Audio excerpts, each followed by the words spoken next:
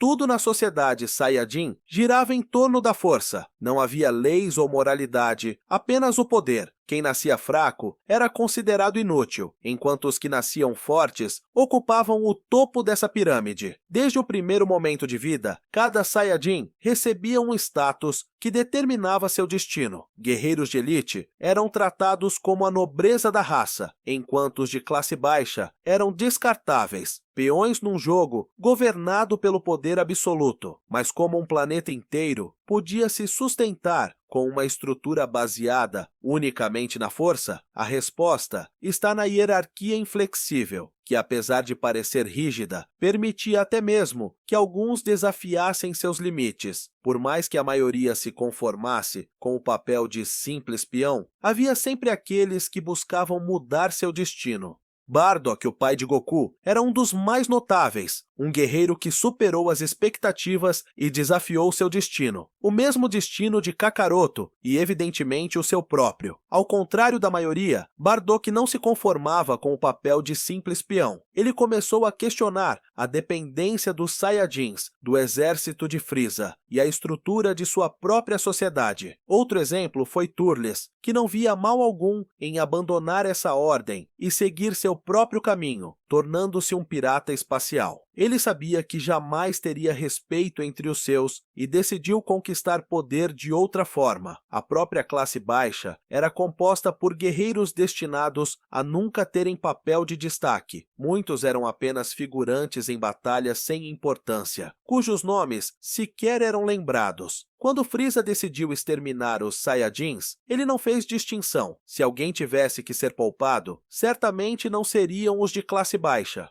Há, contudo, um porém nessa estrutura. Um Saiyajin podia crescer em poder, desafiar limites e atingir patamares inesperados. Mas isso não alterava sua posição na sociedade. Uma vez classe baixa, sempre será classe baixa. Não importava o quanto Bardock lutasse ou quantos planetas conquistasse, ele continuaria sendo visto como um guerreiro de nível inferior. Se os Saiyajins de classe baixa eram os peões descartáveis, a classe média era formada pelos soldados que realizavam o trabalho pesado no campo de batalha. Eles não eram fracos a ponto de serem desconsiderados, mas tampouco possuíam força suficiente para alcançar o topo. Eram guerreiros no meio do caminho, capazes de liderar grupos menores e conquistar planetas mais desafiadores, porém jamais reconhecidos como elite.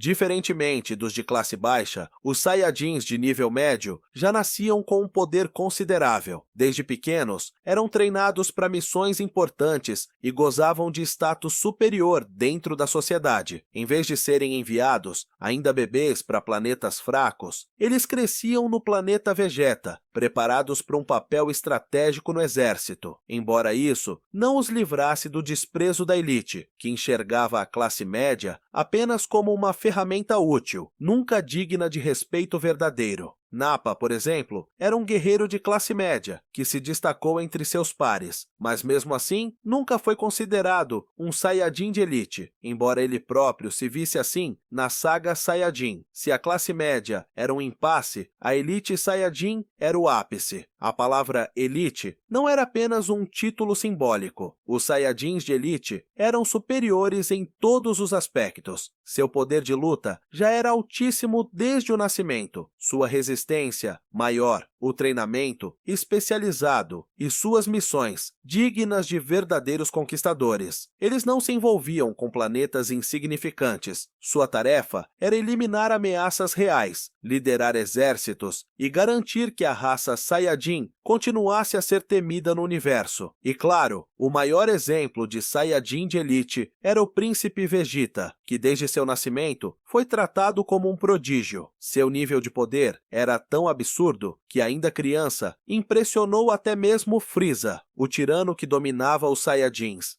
No topo da elite estava a linhagem real, com o rei Vegeta comandando os Saiyajins com punho de ferro. O poder do rei era imenso, mas não bastava para livrar sua raça do domínio de Frieza. Mesmo estando no auge da hierarquia Saiyajin, ele continuava sendo apenas uma peça no tabuleiro de Frieza. Essa relação evidenciava o maior paradoxo da elite. Eles eram os governantes da raça Saiyajin, mas não dos seus próprios destinos. A elite via os guerreiros inferiores como descartáveis, mas, ironicamente, foram eles os descartados. Quando Frieza destruiu o planeta Vegeta, não fez distinção entre as classes. Não importava se eram Saiyajins de classe baixa, média ou mesmo elite. Todos foram exterminados sem piedade. A hierarquia da raça não significou nada diante do verdadeiro poder. No fim, mesmo os sobreviventes da explosão do planeta Vegeta eram apenas subordinados de Frieza, obrigados a cumprir suas ordens para não serem eliminados.